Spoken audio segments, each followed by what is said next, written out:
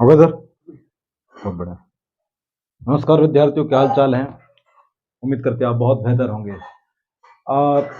कभी कभी हमें ऐसी घटनाएं देखने को मिलती हैं जो सोचने पर मजबूर कर देती कि आखिर हम सरकारों को चुनते क्यों हैं, इनका चयन किस लिए किया गया है। दरअसल एक घटना है दिल्ली में, जहां पर आईएएस की तैयारी करने वाले छात्रों की मौत हो गई है। आप देख सकते हैं, है ना। कुछ पेपर उसको 3 बता रहे हैं तो कुछ 2 बता रहे हैं, वो एक अलग अलग बात। बट ये बात कंफर्म है कि मौत हुई है।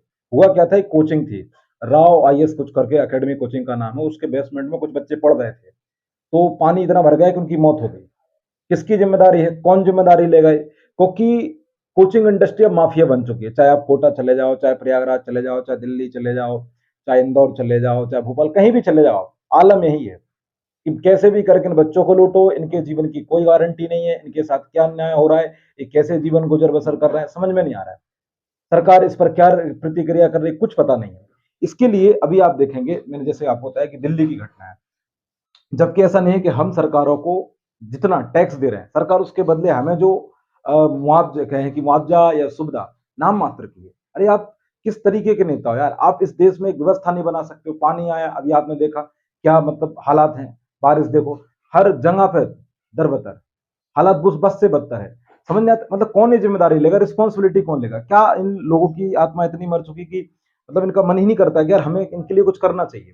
कंपटीशन की तैयारी करने वाला विद्यार्थी का जीवन आप देखिए, एक बार जाकर देखिए वो कैसे गुजर बसर करता है, किन कमरों में रहता है। और इनके साथ जो मकान मालिक होते हैं वो भी इतनी बदसलूकी करते हैं। और मकान मकान मालिक जो है उसका 2.5 हाथ का हाथ है, उसको भी इतना गुरूर करता है। जबकि इन्हीं बच्चों के आप गांव इलाकों में जाएंगे जो घर छोड़कर आए अपने परिवार, जितने में इनका मकान है ना, उतने में इनके यहाँ कंडे सिकते हैं।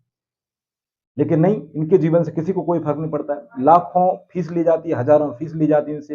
इनकी मनमानी, इनकी मजबूरी का खूब फायदा उठाया जाता है। जैसे कोटा का एग्जाम्पल है, एक राजस्थान में भी युवा संसद का आयोजन किया गया। मैं चाहता हूँ आप उसको एक बार सुने। वहां पर क्या बताया जा रहा है कि फीस एक ही है। मान लो व्यक्ति है, इसका नाम राम है, ठीक है। ध्यान रखना, ये श्याम बिल्कुल नहीं है, ठीक है। एक का नाम भरत है। दोनों से फीस ली 50,000। कितनी ली? 50,000। एक ही कोचिंग है, एक ही चीज की तैयारी करनी है। लेकिन इनको कोटा में क्या परंपरा है कि इसको मान लो ये पढ़ने में बेहतर है तो इसे दूसरे बैच में रखा जाएगा, इसे कमजोर बैच में रखा जाएगा। फीस में दोनों से। ये क्या है, माफियागिरी नहीं तो क्या है, ये लूट नहीं तो क्या है, जिंदा लूट है सर। कौन ध्यान देगा? ना राज्य सरकार है ध्यान दे रही, ना भारत सरकार ध्यान दे रही, किसी का कोई ध्यान नहीं, जिला प्रशासन भी कोई ध्यान नहीं देता है। सर इस तरीके से इनके साथ जो अन्याय हो रहा है, इस पर कोई ध्यान नहीं है। अब हम बात करते हैं टैक्स की। अभी बजट आया है, निर्मला सीतारमण जी ने बजट पेश किया। देखिए हालत क्या है। अगर आपकी 3 लाख से कम इनकम है, 3 लाख तक है, तो आपको कोई टैक्स नहीं देना है, ठीक है। फिर तो मतलब ये है कि आप गरीब हो, बहुत बुरी हालत है आपकी, जिसमें आपको बहुत ज्यादा विकसित नहीं है। अगर आप 7 लाख, मतलब 3 लाख से 7 लाख के बीच, जिसे हमने आधार 7 लाख माना है, अगर आपकी इनकम 7 लाख हो जाती है तो आपको कितना देना पड़ेगा? 5% टैक्स। मतलब उस हिसाब से आप मान लो कितना, 35,000 रुपए देने पड़ेंगे। कितने देने पड़ेंगे? 35,000 रुपए। अगर आपकी इनकम 10 लाख है तो उस पर आपको कितना देना पड़ेगा? 10%। आपको उस पे हिसाब से कितना बनता है आपका? 1 लाख। मतलब 10 लाख रुपए कमाए, 1 लाख सरकार को दो। अब आप इसे बोलते हैं इनकम टैक्स। अगर आपने आपकी रकम 12 लाख है तो उस पर कितना लिया जा रहा है? 15%। उस हिसाब से आपको कितने देने पड़ेंगे सरकार को? 1,80,000 रुपए सरकार को देना, ध्यान रखना। अगर आपने इस देश में कुछ प्रगति करके, कुछ काम करके गलती से कमा भी लिया, कमाई भी कर लिया, आपने 15 लाख कर लिए, आपको कितना देना है? 20%। 15 लाख की कमाई पर 20%। इसे हमने अधिकतम आधार माना, ठीक है। तो उस हिसाब से कितना जाएगा अपना इधर? 3 लाख। कितना देना पड़ेगा? 3 लाख। 15 लाख पे 3 लाख रुपए तो सरकार लेगी, बच्चे कितने आप पर? 12 लाख। अब 15 लाख से अधिक आपकी कमाई अधिक है, जैसे हमने आधार 16 मान लिया है, तो इस हिसाब से इस पर कितना लगेगा? 15 लाख से यदि आपकी कमाई ऊपर है इस देश में, तो आप पर टैक्स कितना लगेगा? 30%। उस हिसाब से, जैसे हमने 16 माना है, मैंने लिखा जरूर 15 है लेकिन 16 माना है, तो हिसाब से कितना है आपका? 4,80,000। कितना? 4,80,000 रुपए, ठीक है। क्लियर बात, समझे कि नहीं? तो इस तरीके का आप टैक्स ले रहे हो, इतना हम टैक्स देना, ध्यान रखना। इसके बाद जीएसटी वो अलग से भरोगे जनाब आप। जो वस्तुएं लेने जाओगे, जो मार्केट जाओगे, जो भी खरीदोगे, उस पर अलग से देना है, उसको अलग से भोगो। यार इतना तुम टैक्स ले रहे हो तो कोई क्यों कमाई करेगा, और वो क्यों नहीं अपनी कमाई छुपाएगा? और दूसरी बात, चलो ले रहा, हमें देने में भी कोई दिक्कत नहीं, हम तो देते ही हैं, जीएसटी तो आम आदमी दे ही रहा है। अगर इतना टैक्स ले रहा है तो भैया काम भी तो करो। वही सड़कें लबालब हो गई, नदियां क्या नाम से तुम्हारे, नदी के पुल टूट टूट जा रहे हैं। बिहार में 5 दिन में 11 12 13 पुल कर गए, रिपोर्ट तो ही बताती। कौन जिम्मेदार है इसके लिए? इतना भ्रष्टाचार, इतना भ्रष्टाचार आप कहां ले जाओगे? मोदी जी नीति आयोग की मीटिंग में कहते हैं, मैं कल ही मीटिंग देख रहा था, तो उसमें बोले थे युवा शक्ति है। अरे ऐसे थोड़ी युवा शक्ति होगी, तुम युवाओं को ख्याल तो करो। भारत में कितनी प्रतिशत बेरोजगारी आपको पता भी है? इस समय भारत में जो बेरोजगारी है वो कितने बेरोजगार है? 3.75 करोड़ बेरोजगार। इस देश में है। कहां से युवा शक्ति आपकी विकसित होगी? आप टाइम पर परीक्षाएं करा नहीं रहे हो, पेपर आपके लीक हो जा रहे हैं, कोई जिम्मेदारी लेने को तैयार नहीं है। बच्ची कुछ एक संस्था यूपीएससी थी, अभी हाल फिलहाल वो विवादों में है। तो ये हमारे इस देश का आलम है, चलेगा कैसे? हम इतना सब कुछ दे रहे हैं, सब कुछ हो भी रहा है, लेकिन सरकार है पता नहीं किस, मतलब मैं सही सोच रहा हूँ कि सरकार हो या कोई नेता हो, किसी की मतलब किसी का बयान भी नहीं आता है, मतलब किसी को लगता ही नहीं कि इनकी कोई मौत है। इससे पहले वो दिल्ली में भी एक हुआ कि एक विद्यार्थी को करंट लगकर मौत हो गई थी, वो भी, उस पर भी किसी, मतलब हद ही हो रखी। और ध्यान रखना, ये तो वो मामले जो सामने आ गए, जो कैमरे के सामने आ गए। ऐसे कितने मामले होंगे, कितने अनगिनत मामले होंगे जो कभी प्रकाश में आ ही नहीं पाए, जो सरकार के संज्ञान में नहीं आए। उनका क्या, उनको न्याय कैसे मिलेगा? कौन जिम्मेदारी लेगा यार इस देश में? समय मतलब भ्रष्टाचार का जो चरम बढ़ा हुआ है इस समय, और जो बेफूकियां, जो नकारापन, जो ब्यूरोक्रेसी, नौकरशाही का, सब कुछ ध्वस्त है इस देश में, कुछ भी व्यवस्थित नहीं। आप किसी भी सेक्टर में चले जाइए, आपकी एजुकेशन, सरकारी सिस्टम देख लीजिए, किसी काम का नहीं है। आपके जो पढ़े लिखे युवा हैं, जो कॉलेज से निकलते, वो क्या है, कौशल युक्त है ही नहीं, उनको कहीं काम नहीं मिल रहा है। वो खाली नाम की डिग्री हो गई है, यहाँ समाज में दिखा सकते हैं, वही बात की नाम दरोगा है, कुछ नहीं। तो ये इस तरीके का आलम है।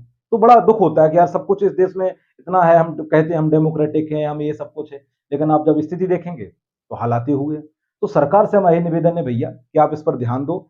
जो नेता हैं, जो स्थानीय नेता हैं, वो भी इस बात की जिम्मेदारी लें, जो अपने आप को नेता कहते हुए बढ़ते हैं कि हम फलानी पार्टी के नेता हैं। और मैं एक पार्टी को वो नहीं दे रहा हूँ दोष, ना किसी को श्रेय दे रहा हूँ, सभी इसके लिए जिम्मेदार हैं, सभी। लेकिन कोई आगे नहीं आ रहा है। तो ये इस तरीके के जब हालात होंगे, तो सरकारों को जरूरी है कि जो तैयारी कर रहे हैं सरकारी एग्जाम की, उनके जीवन पर भी एक बार ध्यान दें, क्योंकि ये भी इस अर्थव्यवस्था का, इस देश का, आपके वोट बैंक, जिसके लिए आप राजनीति करते हो, जिसके लिए आप जिंदा हो, जिसके लिए आप जीते हो, हकीकत यही है, ये भी उसका हिस्सा है, ये भी आपको वोट देते हैं। तो इनके जीवन पर भी ध्यान रखे सरकार, ये बड़ा निवेदन है आपसे। वरना ऐसे आप सोचे कि युवा शक्ति है, हमारे पास यूथ है, ठीक है, वो एक आंकड़ा हो जाएगा, डेटा बनकर रह जाएगा, अगर आप उसका यूज नहीं कर पाओगे। अभी रेलवे में आपने भर्ती निकाली तो 10,000 की कुछ आसपास है, उससे होगा क्या? तो ये सर सोचना चाहिए किस तरीके की चीज चले। आप रेलवे की हालत देखो, कहां से लोग कैसे जा रहे हैं, भर के धस धस का जा रहे हैं, ट्रेनें तक नहीं है ढंग की। और अब तो आलम हो गया कि जब मैं शायद मैं सुन रहा था, किसी अभी जब संसद अभी चली रही है, मानसून सत्र, तो मैं उसमें सांसद को सुन रहा था, मुझे नाम याद नहीं आ रहा है, स्लीपर कोच लगातार हटाए जा रहे हैं। मतलब क्या, मतलब मनसा क्या है, इरादा क्या है? पुल आपके आज भी मतलब बह जाते हैं, एक बाढ़ आती, दो तीन, एक या दो बाढ़ बरसात में आपकी सड़क उखड़ के फेंक जाती है। जबकि ब्रिटिश काल में जो बनी, मैं उसकी तारीफ नहीं कर रहा हूँ, लेकिन अभी भी ऐसे पुल हैं जो उनके अभी भी खड़े हुए हैं, ज्यों के त्यों। तो ये सवाल करना होगा, इस देश को अब कोई बाहर का लूटने वाला नहीं है, हमारे देश के लोग हैं, हमारे देश के नेता हैं, हमारे देश की राजनीति जो खाया जा रही है अंदर ही अंदर। तो छात्रों का जीवन बहुत संकट में है, सरकार इस पर ध्यान दे, आगे आए। और मैं तो छात्रों से भी निवेदन करता हूँ, छात्रों से करना पड़ेगा, क्योंकि कोचिंग वाले आगे नहीं आने वाले। कोचिंग का अपना एक क्या होता है, एक उनका प्लान है कि बस आओ, लाभ लाभ लाभ, वो लाभ से प्रेरित है, उनका कोई उद्देश्य नहीं है कि किसी विद्यार्थी का भला हो जाए। तो इस तरीके का अगर हाल होगा तो ऐसे एक नहीं, कई घटनाएं घटेंगी, ये आंकड़ा बढ़ता ही चला जाएगा। एकजुट होना पड़ेगा, सरकार के ऊपर जाकर आपको जिम्मेदारी तय करनी पड़ेगी, सबके लिए हुए। इस तरीके की चीजें होती हैं। देखो हम क्या है, तैयारी करते हैं, हम पढ़ाते तो हमें पता है कि विद्यार्थी की प्रॉब्लम क्या होती है, वो किस स्तर तक चीजों को फेस करता है।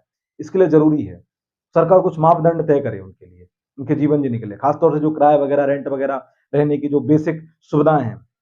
दिल्ली आप कभी राजेंद्र नगर चले जाओ, मुखर्जी नगर चले जाओ, और एक बार उनका जीवन जी के देखो, एक बार, जो तैयारी कर रहे हैं यूपीएससी की, या वहां पर जो ये सभी शहरों का हाल है, मैंने पहले ही बोल दिया है।